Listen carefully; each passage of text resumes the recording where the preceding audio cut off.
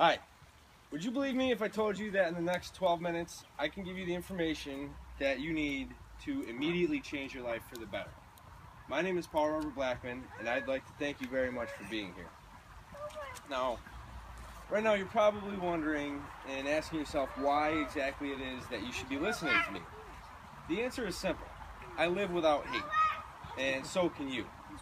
As a human, I will always know anger, but I have no hatred in my soul.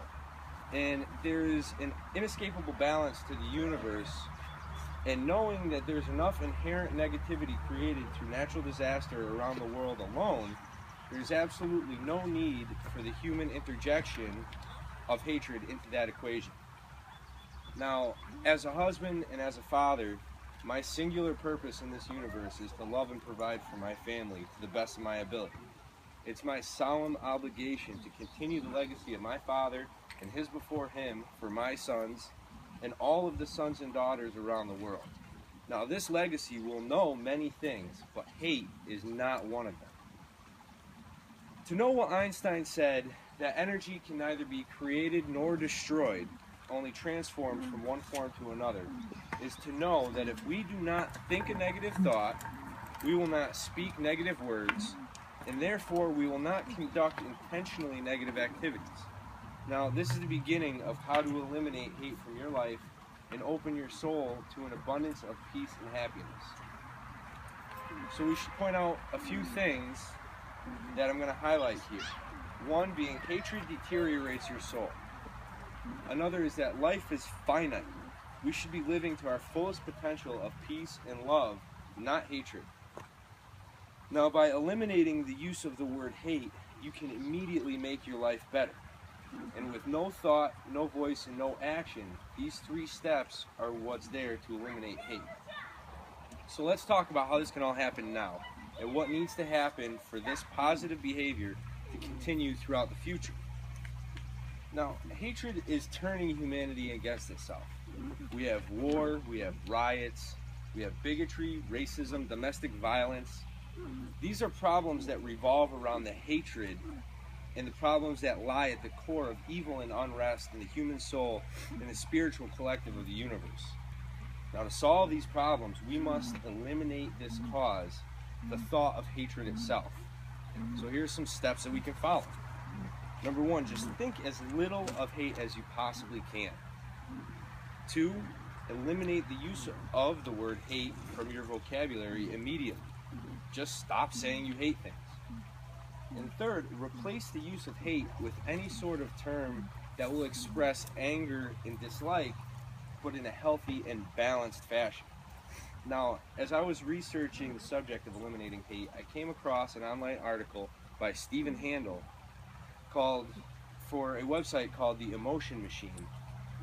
And Stephen promotes in this article the use of other words and terms to replace the word hate as a part of your vocabulary. And he explains that his use of strongly dislike has been one of his choice substitutes for hate. Now, after reading this article, I decided that I needed to go and find something else. So I went to thesaurus.com and looked up some replacements for hate that I could use and recommend that are not currently a part of my vocabulary. So for many years, I have simply used dislike or vehement dislike. And now some of the new words that I've found are rancor, acerbity, abhorrence, and enmity, E-N-M-I-T-Y. And I'm now going to incorporate these words and work to incorporate these words into my vocabulary as well. So this plan focuses the attention and the intention of the participant towards positive thought, speech, and action. And the positive energy that replaces negativity is transformed throughout the world as positive action. When the number of people participating in practicing positivity outnumbers those who practice hatred, the problems of the world are going to begin to be solved through peaceful actions.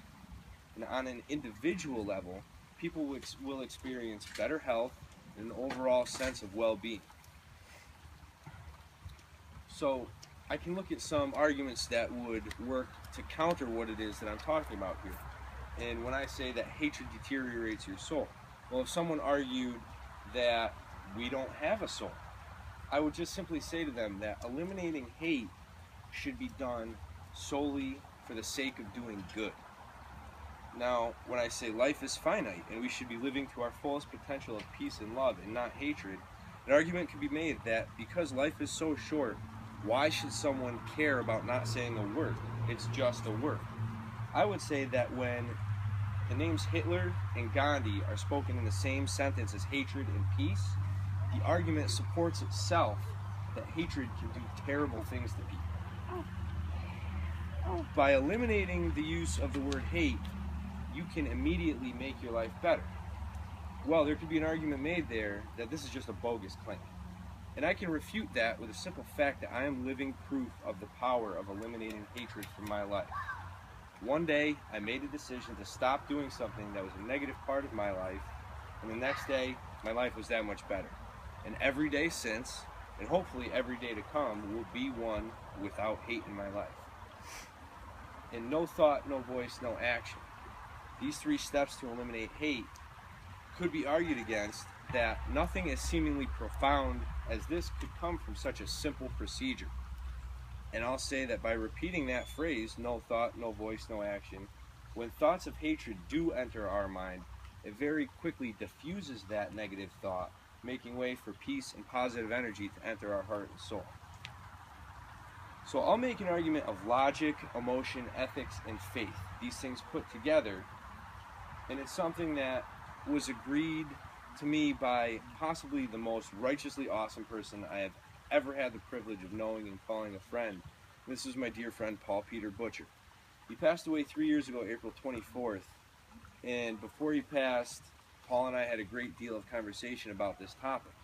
And Paul was a brilliant man, a very compassionate friend, and an individual of unparalleled ethical principle and practice. And why this is so important is because Paul was an atheist, and he drew no moral direction from a greater religious faith.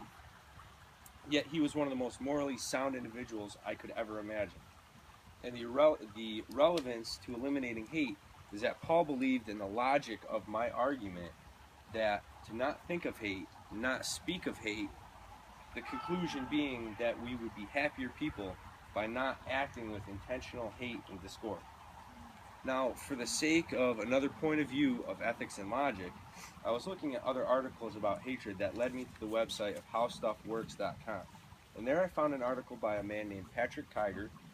And in his article, How Hate Works, Kiger talks about Aristotle and his view on hate and hatred. And he said that Aristotle believed that hate and hatred as a dislike for someone so powerful and so intense that whoever feels it wants to cause real harm towards that other person. And this sentiment speaks directly to the importance of not allowing the negative energy of the thought of hate to percolate into actual vocalizations and actions. So imagine a world without hate. Imagine the productivity of the human mind in a world free of hatred.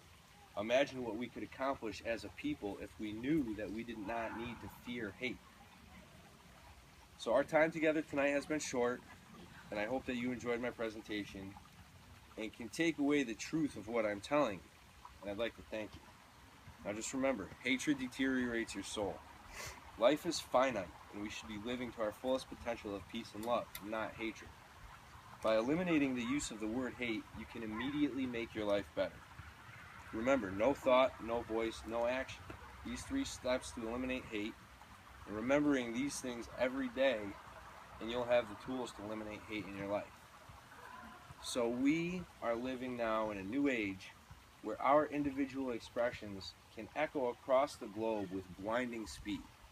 So why then should we not do our best to live well and free of the constraints of hatred?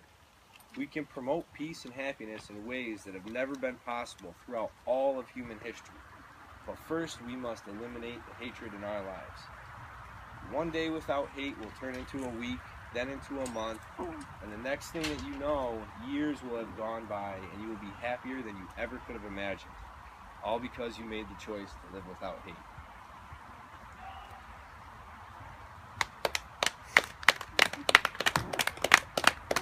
you have to do it in a certain